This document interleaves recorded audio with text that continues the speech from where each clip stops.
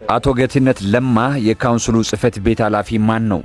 ስለገነባው ቢላ ቤትና ስለ አኗኗሩ እጅግ አስደንጋጭ መረጃ ወጥቷል። ቻናላችንን ሰብስክራይብ ያደረጋችሁ የደወል ምልክቱን በመጫን ከዚህ በኋላ ለሚመጡት አስገራሚ መረጃዎች ዝግጁ ሁኑ ስንል በአክብሮት እንጠይቃለን። እስከ መረጃው ፍጻሜ ድረስ አብሮነታችሁ አይለየን።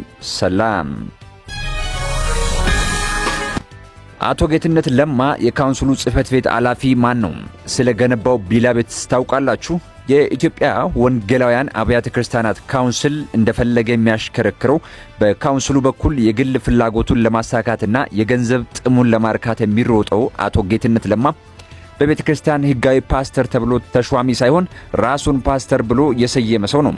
አቶ ጌትነት ለማ ከላይ የተጠቀሰውን የግል ፍላጎት ለማሟላት እንቅፋት እንዳይሆንበት ከበር ጥበቃ ጀምሮ እስከ ቢሮ ጸሐፊ ድረስ ያሉትን ከራሱ አካባቢ ማለትም ከምዕራብ ቀጠና ቃለ ሕይወት ቤተክርስቲያን አባላትን ብቻ አምጥቶ አደራጅቷል።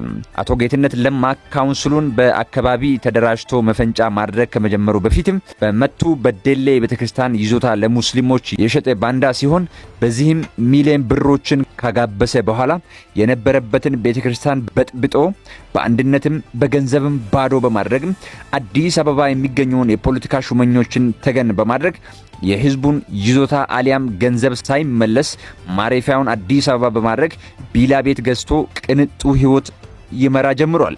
አቶ ጌትነት ለማ ቤተክርስቲያን ሽጦ ጉቦ በሰጠው ዳጎስ ባለ ገንዘብም በአዲስ አበባ ቅንጡ ህይወት መምራት ከጀመረ በኋላ የጥፋት እጁ እስከ ጅማ አብያተ ክርስቲያናት በማስረዘም በአካባቢውም የሃይማኖት ተቋማትና ምዕመናኑን ተረጋግተው እንዳይኖሩ እየሰራ ይገኛል።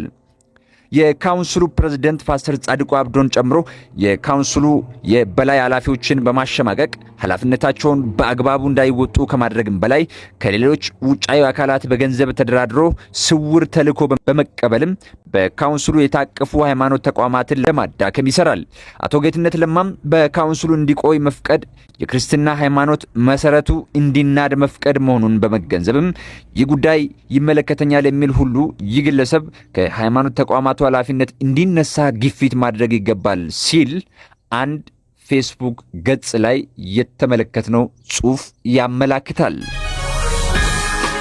በሌላ መረጃም ዘማሪ ተከስተ ጌትነት በፌስቡክ ገጹ ላይ የለጠፈው ልጥፍ እንዲህ ይላል። ይህንን ቀጣፊ ህዝብ እርገጥልኝ። የተነካን ቀን የምናወጠው ድምፅ የማደግ ደረጃችንን ያሳብቅብናል።